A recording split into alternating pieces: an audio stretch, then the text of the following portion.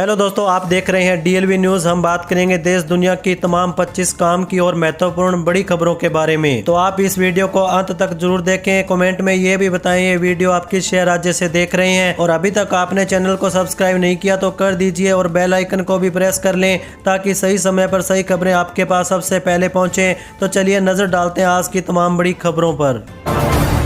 देखिए, पहली सबसे बड़ी खबर, प्रधानमंत्री नरेंद्र मोदी और मलेशियाई पीएम अनवर इब्राहिम की मौजूदगी में भारत और मलेशिया ने 6 महत्वपूर्ण समझौतों पर हस्ताक्षर किए। कुआलालंपुर में हुई द्विपक्षीय वार्ता में सांस्कृतिक, आर्थिक और रणनीतिक सहयोग गहरा करने पर सहमति बनी। व्यापार, निवेश, सेमीकंडक्टर, रक्षा, समुद्री सहयोग, डिजिटल भुगतान और आयुर्वेद जैसे क्षेत्रों में समझौते हुए।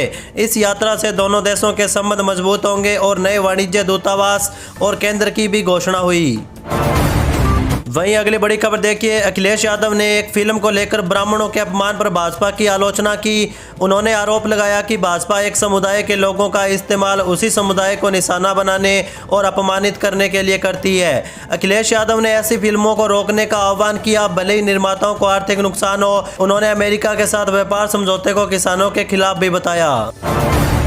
वहीं देखिए दोस्तों, बसपा प्रमुख मायावती ने विधानसभा चुनाव की तैयारियों के लिए बूथ और सेक्टर स्तर के संगठन को नए सिरे से खड़ा करने का निर्णय लिया। विधानसभा क्षेत्र अध्यक्षों और प्रभारियों को यह जिम्मेदारी सौंपी गई है, जिसमें 50% युवाओं को मौका मिलेगा। मायावती ने जिला प्रभारियों के पद समाप्त कर दिए हैं। यह कदम पार्टी को मजबूत करने और आगामी चुनावों के लिए तैयार करने हेतु उठाया गया है।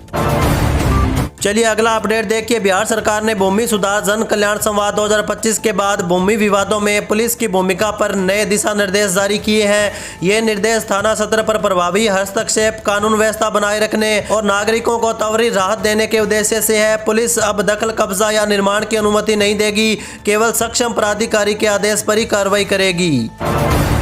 इसी के साथ आगे बढ़ते हैं अपन खबरों में। देखिए, अमेरिका ने एक अध्यादेश जारी कर भारत को रूस से तेल खरीदने पर फिर से 25% टैरिफ लगाने की धमकी दी। हालिया ट्रेड डील के बावजूद अमेरिका भारत के रूसी तेल आयात की निगरानी करेगा। वहीं अगली बड़ी खबर देखिए, राजधानी दिल्ली में सार्वजनिक परिवहन को सशक्त और पर्यावरण अनुकूल बनाने के लिए रामलीला मैदान से 500 नई इलेक्ट्रिक बसों का शुभारंभ किया गया। भाजपा के राष्ट्रीय अध्यक्ष नितिन नवीन और मुख्यमंत्री रेखा गुप्ता ने संयुक्त रूप से इन्हें हरी झंडी दिखाई। इस पहल से दिल्ली देश की सबसे बड़ी ई बस सिटी बन चुकी है, जो स्वच्छ परिवहन की दिशा में एक महत्वपूर्ण कदम माना जा रहा है। वहीं दोस्तों देखिए, किसान क्रेडिट कार्ड को लेकर मुख्यमंत्री योगी आदित्यनाथ ने एक कार्यक्रम में कहा कि अन्नदाता किसान जब पहले किसान क्रेडिट कार्ड केसीसी के माध्यम से लोन लेने जाता था तो 25 दिन से लेकर 1 महीने तक का इंतजार करना पड़ता था, लेकिन अब वही किसान ई केसीसी के माध्यम से मात्र 5 मिनट में लोन सुविधा पा सकते हैं। वर्ष 2026-27 के लिए जो हमारा कृषि लोन 3 लाख करोड़ है, यह पहले की तुलना में 13% बढ़ चुका है। यही सुशासन और इसी दिशा में हमें और मजबूती से आगे बढ़ना होगा। वहीं देखिए, जम्मू कश्मीर सरकार ने विधानसभा में पुष्टि की है कि आगामी वित्तीय वर्ष में प्रदेश में कोई नई शराब की दुकानें नहीं खोली जाएंगी। वित्त विभाग ने विधायक अर्जुन सिंह राजू के प्रश्न के लिखित उत्तर में यह जानकारी दी। सरकार ने मौजूदा दुकानों से पिछले 2 वित्तीय वर्षों के राजस्व का विवरण भी प्रस्तुत किया। साथ ही स्पष्ट किया कि लाइसेंस केवल जम्मू कश्मीर डोमिसाइल धारकों को ही जारी होते हैं। वहीं अगला अपडेट देखिए, उत्तर प्रदेश सरकार 11 फरवरी को वित्तीय वर्ष 2026-27 के लिए लगभग 9 लाख करोड़ रुपए का बजट पेश करने की तैयारी में है। इसमें विकास कार्यों के लिए लगभग 2.5 लाख करोड़ रुपए आवंटित किए जाएंगे, जो चालू वर्ष से 25,000 करोड़ अधिक है। लोक कल्याण और खुशहाली पर केंद्रित यह बजट आगामी विधानसभा चुनाव को देखते हुए कई नई योजनाएं ला सकता है। चलिए आगे बढ़ते हैं अपन खबरों में। देखिए, केंद्रीय जल शक्ति मंत्री CR पाटिल ने जयपुर में कहा कि सिंधु नदी का पानी पाकिस्तान को नहीं दिया जाएगा। देश के जल संसाधनों का उपयोग पहले भारत के हित में किया जाएगा और इस दिशा में सरकार ठोस कदम भी उठा रही है। पाकिस्तान जाने वाले पानी को रोककर देश के विभिन्न राज्यों को दिया जाएगा। वहीं देखिए, केंद्रीय गृह मंत्री अमित शाह ने भारत अमेरिका अंतरिम व्यापार समझौते को देश के तेज विकास इंजन को नया बल देने वाला बताया। उन्होंने कहा कि यह समझौता विकसित भारत के विजन को साकार करेगा और मेक इन इंडिया किसानों, MSME और स्टार्टअप को लाभ पहुंचाएगा। इससे युवाओं और महिलाओं के लिए रोजगार के अवसर भी बढ़ेंगे। समझौते के तहत अमेरिका भारतीय वस्तुओं पर शुल्क भी घटाएगा, जबकि भारत अमेरिकी उत्पादों पर शुल्क कम करेगा। वहीं अगली बड़ी खबर देखिए, असम में कांग्रेस के 3 सीनियर नेताओं के खिलाफ एफआईआर दर्ज करने के आदेश दिए गए। असम कैबिनेट ने हाल ही में एक रैली के दौरान महिलाओं के प्रति को कथित तौर पर आपत्तिजनक इशारे करने के मामले में कांग्रेस के सीनियर नेताओं देवव्रत सैकिया, भूपेंद्र कुमार बोरा और मीरा बोरा ठाकुर के खिलाफ मामला दर्ज करने का निर्देश पुलिस को दिया। चलिए अगला अपडेट देखिए, कांग्रेस के पूर्व अध्यक्ष राहुल गांधी ने लोकसभा सदन राजेश रंजन उर्फ पप्पू यादव की गिरफ्तारी पर सवाल खड़े किए। राहुल गांधी ने पप्पू यादव की गिरफ्तारी को राजनीतिक प्रतिशोध करार दिया। राहुल गांधी ने शनिवार को कहा कि बिहार में नीट आकांक्षी की मौत के मामले में इंसाफ की आवाज उठाने पर पप्पू यादव को डराया और धमकाया जा रहा है। पटना पुलिस ने 35 साल पुराने एक मामले में निर्दलीय सांसद पप्पू यादव को गिरफ्तार किया। राहुल गांधी ने सोशल मीडिया प्लेटफॉर्म एक्स पर पोस्ट किया, पटना में नीट की आकांक्षी छात्रा की संदिग्ध परिस्थितियों में हुई मौत, उसके बाद पूरी कार्रवाई ने एक बार फिर व्यवस्था की गहरी षड्यंत्र को उजागर कर दिया है। वहीं देखिए, पश्चिम बंगाल सरकार और उसके कर्मचारियों के बीच लंबे समय से चल रहे महंगाई भत्ते डीए के विवाद में सुप्रीम कोर्ट ने गुरुवार को करीब 20 लाख राज्य सरकारी कर्मचारियों को बड़ी राहत दी। कोर्ट ने सरकार को निर्देश दिया कि 2008 से 2019 तक की अवधि का डीए बकाया भुगतान किया जाना चाहिए। अदालत ने कहा कि पहले के अंतरिम आदेश के अनुसार बकाया राशि का कम से कम 25% 6 मार्च तक जारी कर दिया जाना चाहिए। वहीं अगला अपडेट देखिए, भारत सरकार ने देश के करोड़ों मजदूरों के लिए एक ऐतिहासिक फैसला लिया। लेबर मिनिमम वेगस 3 गुना रेट हाइक 2026 के तहत अब मजदूरों की न्यूनतम मजदूरी में 250% यानी 2.5 गुना की बढ़ोतरी की गई है। इस फैसले के बाद देश भर में काम करने वाले दिहाड़ी मजदूर, फैक्ट्री वर्कर, निर्माण श्रमिक और असंगठित क्षेत्र के कामगारों को अब 1250 रुपये प्रतिदिन तक की मजदूरी मिलने की संभावना है। यह कदम महंगाई के दौर में गरीब और मध्य वर्गीय परिवारों के लिए बड़ी राहत लेकर आया है। इसी के साथ अगली बड़ी खबर देखिए, बिहार सरकार ने 7 निश्चय तरीके के तहत डेयरी उद्योग को ग्रामीण विकास का आधार बनाने की पहल शुरू की।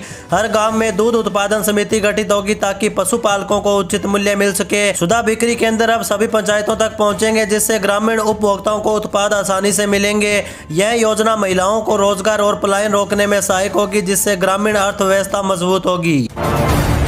वहीं देखिए, केंद्रीय गृह मंत्री अमित शाह ने जम्मू में प्रदेश भाजपा विधायकों से मुलाकात की। बैठक में आतंकवाद, नशे की समस्या और जम्मू से रोहिंग्या और बांग्लादेशियों को निकालने जैसे गंभीर मुद्दों पर चर्चा की गई। गृह मंत्री ने रोहिंग्या और बांग्लादेशियों पर जल्द उचित कार्रवाई करने का आश्वासन दिया।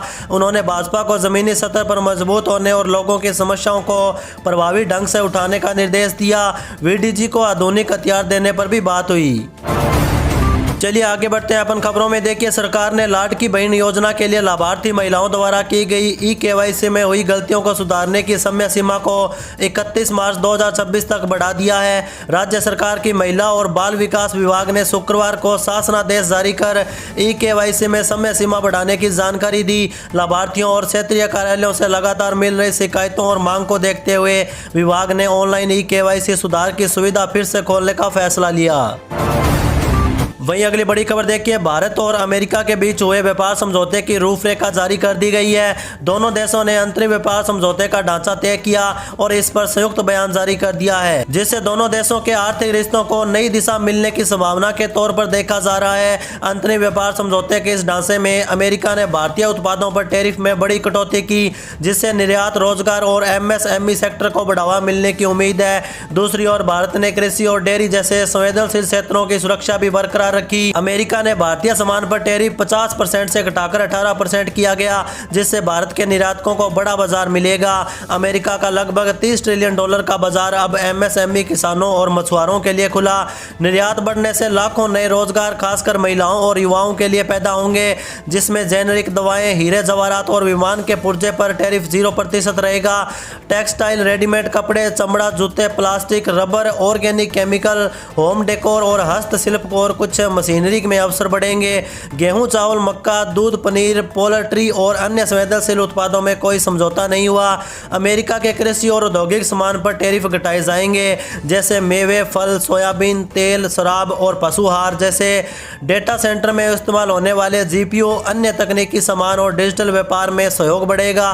दोनों देश मिलकर सप्लाई चेन मजबूत करेंगे और तीसरे देशों की नीतियों से सुरक्षा को सुनिश्चित करेंगे। अगले 5 साल में भारत $500 अरब का का ऊर्जा, विमान, धातु तकनीक और कोल का सामान अमेरिका से खरीदेगा। वहीं भारत पर लगे अतिरिक्त टैरिफ को लेकर भी अमेरिका ने बड़ा बयान जारी किया। ट्रंप प्रशासन का कहना है कि भारत अब सीधे या परोक्ष रूप से रूस से तेल नहीं खरीदेगा। इसके बाद अमेरिका ने भारत से आने वाले सामान पर लगाया गया 25% अतिरिक्त टैक्स 7 फरवरी 2026 से हटा दिया।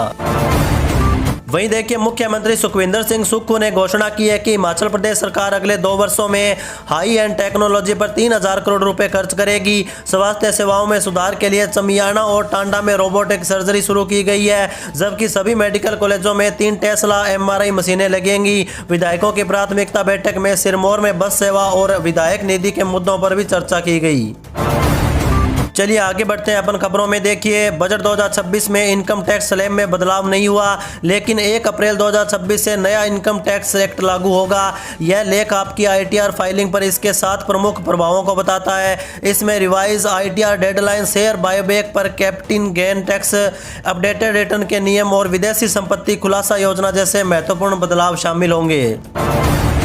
वहीं अगली खबर देखिए, मायावती 2027 विधानसभा चुनावों की तैयारी की समीक्षा के लिए एक विशेष संगठनात्मक बैठक करेगी। इसमें प्रदेश, जिला और विधानसभा क्षेत्र के अध्यक्ष शामिल होंगे। मायावती कोर वोट बैंक को मजबूत करने, सोशल इंजीनियरिंग रणनीति समझाने और ब्राह्मण मतदाताओं को जोड़ने पर विशेष जोर देगी। यह बैठक पार्टी की भविष्य की चुनावी रणनीति के लिए महत्वपूर्ण साबित होगी। इसी के साथ आगे बढ़ते हैं अपन खबरों में। देखिए, कांग्रेस नेता सोनिया गांधी ने राउज एवेन्यू कोर्ट में वोटर लिस्ट में नाम दर्ज होने संबंधी पुनरीक्षण याचिका का विरोध किया। उन्होंने अपने जवाब में आरोपों को गलत और भ्रामक बताया। कहा कि मतदाता सूची में नाम दर्ज करने की प्रक्रिया पूरी तरह वैधानिक थी। अधिवक्ता विकास त्रिपाठी ने आरोप लगाया था कि नागरिकता मिलने से पहले ही नाम दर्ज हुआ। कोर्ट अब याचिका की विचारणीयता तय करेगा। वहीं दोस्तों देखिए, मुंबई में BMC मेयर चुनाव को लेकर तस्वीर आज साफ हो चुकी है। शिवसेना शिंदे गुट के साथ गठबंधन पर मोहर लगाते हुए बीजेपी ने मेयर पद के लिए सीनियर नगर सेवक रितु तावड़े के नाम का ऐलान कर दिया। मुंबई में उप महापौर का पद शिवसेना सिंध के खाते में जाएगा। पार्टी ने संजय घाटी को अपना उम्मीदवार बनाया। दोनों ही प्रत्याशियों ने शनिवार को नामांकन के आखिरी दिन अपना पर्चा दाखिल किया। रितु तावड़े बीजेपी की सीनियर कॉरपोरेटर है और 3 बार अलग अलग वार्डों से चुनाव जीत चुकी है। चलिए आगे बढ़ते हैं अपन खबरों में। देखिए, जम्मू और श्रीनगर में शहरी बुनियादी ढांचे को बढ़ावा देने के लिए 277 स्मार्ट सिटी परियोजना शुरू की गई है। आवास और शहरी विकास को 2026-27 के लिए 2809 करोड़ आवंटित किए गए। अमृत 2.2 के तहत जल आपूर्ति और सीवरेज की 90 परियोजनाएं स्वीकृत है, जिनमें से 17 पूरी हो चुकी है। शहरों में 200 ई-बसें चल रही है और 200 अतिरिक्त खरीदी जाएंगी। अपशिष्ट जल प्रबंधन और पार्किंग जैसी कई अन्य परियोजनाएं भी प्रगति पर है। वहीं अगली बड़ी खबर देखिए, सरकार ने किसानों के लिए फार्मर रजिस्ट्री शुरू की है, जिससे PM किसान सम्मान निधि की किस्तें और किसान क्रेडिट कार्ड लोन प्राप्त करना आसान होगा। यह डिजिटल रजिस्ट्री बिचौलियों को खत्म कर पेपरलेस लोन प्रक्रिया सुनिश्चित करेगी, जिससे बैंकों को किसानों का पूरा डेटा मिलेगा। दरभंगा में किसानों को भूमि रिकॉर्ड त्रुटियों का सामना करना पड़ रहा था, जिसे यह ID हल करेगी। यह किसानों को सरकारी योजनाओं का पारदर्शी और सीधा लाभ प्रदान करेगी।